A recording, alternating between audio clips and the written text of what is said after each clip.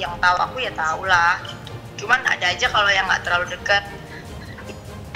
Itu tuh kamar kamu banget tuh kordennya gitu. Iya non. Kan sedih. Aku nggak mungkin lah ngapa-ngapain di kamarku yang tidur sama Gempi gitu. Ya terserah, kalau netizen ya bebas kan, selalu diberi tempat gitu. Jadi ya mau gimana, aku juga ya nggak bisa aku lakuin, cuman gini aja, menjalani aja, membuktikan hari ke hari kalau memang ya aku berusaha jadi yang terbaik, jadi diri aku aja gitu. Sebenarnya sedih sih, berkali-kali lagi kan gitu. Cuman kemudian kalau anak-anak gimana gitu kalau ngelihat kayaknya langganan banget. Iya, cuman ya udahlah, nggak apa-apa, yang penting kan aku yang tahu, maksudnya kehidupannya kan kita yang jalani.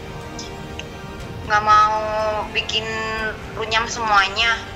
Kalau kayak gitu yang mukanya kayak aku juga banyak kan gitu. Jadi ya nggak mau yang itulah, udah pernah lah, udah lewat gitu. Maksudnya yang begini udah jadi ya udahlah, ya sama lah gitu. Oke, jadi kalau kita lihat ya, namanya suatu kondisi yang menimbulkan sebuah trauma pada anak jelas akan berpengaruh terhadap perkembangan dia secara mental nih, kalau kita bilang dari sisi psikologis di masa ketika dia dewasa. Tapi kita juga perlu tahu nih, gimana dengan support system dan perilaku ataupun respon orang-orang sekitarnya. Dalam artian kalau memang itu benar-benar bukan mamanya yang melakukan, dan mamanya pun juga dengan PD-nya bisa bilang bahwa dia memang nggak melakukan dan dia yakin dia nggak melakukan, bahwa itu hanyalah sebuah isu, hal itulah yang perlu ditekankan ke anaknya. Misalnya suatu hari nanti akan ada orang yang mengkonfront anaknya terhadap hal itu, ataupun mungkin sekedar jalan-jalan di perumahan tiba-tiba ada yang ngeledek, ada yang ngasih tahu, ada yang mungkin sampai separah-parahnya mungkin amit-amit ngebully, walaupun memang anak nggak salah apa-apa, tapi kan yang namanya orang omongannya nggak bisa dijaga kadang ya. Tapi ya gimana caranya supaya support system orang-orang sekitar bisa bantu anaknya untuk tetap menjaga kesehatan mentalnya lah gitu. Jadi nggak terlalu memusingkan hal ini, bisa mengatakan dengan jujur sejujur-jujurnya dan membantu dia untuk berkembang ngelewatin semua masalah ini gitu. Kita bicara tentang apa yang dilakukan oleh Giselle, ya tetap dia dan anaknya tetap aktif di sosial media. Apa salahnya dengan itu? Saya melihatnya seperti itu. Misalnya ada dua kemungkinan kan, bahwa itu video mirip dia dan video dia misalnya gitu. Di antara dua ini itu tetap adalah dia tetap perlu melanjutkan hidup gitu loh.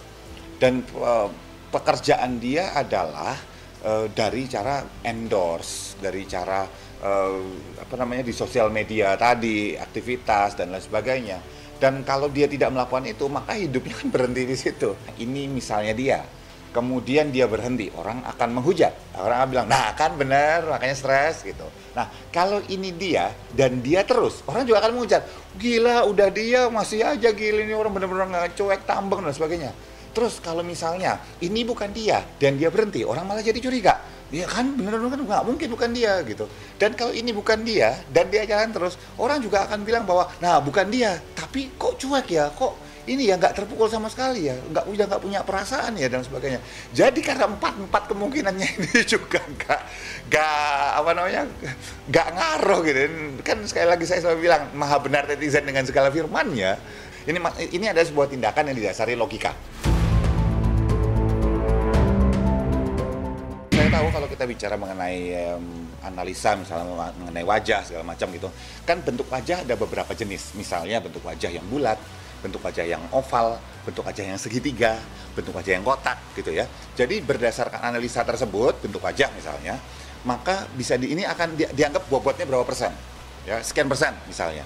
Kemudian posisi mata misalnya, antara mata itu ada garis, ditarik garis terus hubungannya dengan hidung misalnya. Segitiga mata, hidung dan dua mata dan hidung gitu. Itu dihitung juga, dikasih bobot gitu. Kemudian hubungannya dengan bibir, hubungannya titik dengan titik misalnya di tulang pipi dan sebagainya.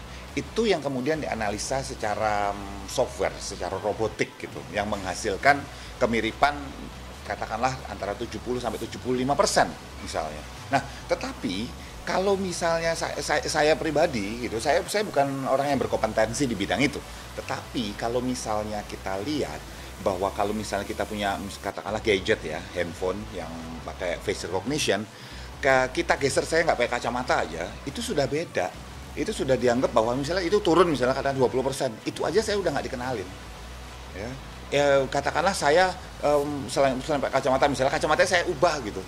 Tetap pakai kacamata, tapi saya kacamata cuma itu nggak bisa buka loh. Jadi kemiripan di bawah 80% buat saya. Kita masih punya kembaran-kembaran di luar sana yang nggak seibu nggak seayah. Yang kemiripan kita kalau dicek itu ya antara ya 50 sampai 80% misalnya. Jadi buat saya belum valid sih ya. Kemiripan itu nggak fair kalau kita langsung wah ini kan kemiripan di atas 50%. Bos, kalau misalnya kita bicara di atas 50%, software face recognition itu temen yang mirip-mirip dikit aja juga itu kemiripannya di atas 50% gitu. Ya buat saya teman-teman di pakar telematika pasti udah tahu batasnya, misalnya 90% gitu ya. Orang atau 95% saya nggak tahu yang bisa dinyatakan bahwa ini iya memang orangnya seperti itu. Tapi kalau 70 sampai 75% kasihan lah, maksudnya kalau udah itu dipopulerkan bahwa orang jadi terarah bahwa wah ini dia berarti gitu ya.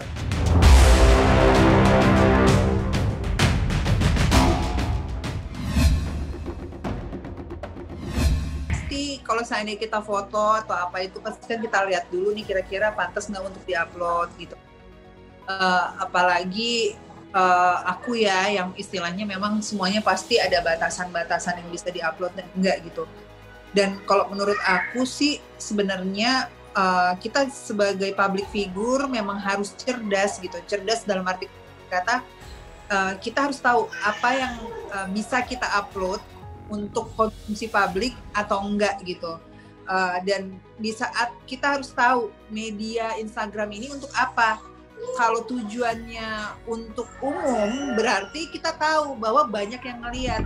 Sekarang sih iya ya, karena kan pertama aku juga udah kayak punya anak gitu kan. Jadi kayak apa-apa tuh dipikirin gitu, kayak postingan apa, impact-nya apa gitu. Kayak lebih ke ngejaga kali ya, sama kayak hati-hati aja apa yang mau diposting gitu, jadi dipikirin dulu. Pernah ngalamin itu, cuman kayak olahraga gitu misalkan ya, karena itu bajunya ya udah gitu dan memang waktunya juga tepat ya udah. Tapi kemarin aku sempat kayak nge-share foto yang sama Abizar, itu kayak lagi di jalan terus lagi ngasih susu kan, itu dihujat tuh. Terus aku lihat komen-komennya biasa lah ya, ada yang pro, ada yang kontra, ada yang pernah ngalamin juga. Tapi daripada berisik, karena kan notification masuk terus, akhirnya aku hapus gitu. Jadi aku orangnya nggak terlalu dipikirin, tapi karena udah ngerasa keganggu, ya udah aku mending hapus aja.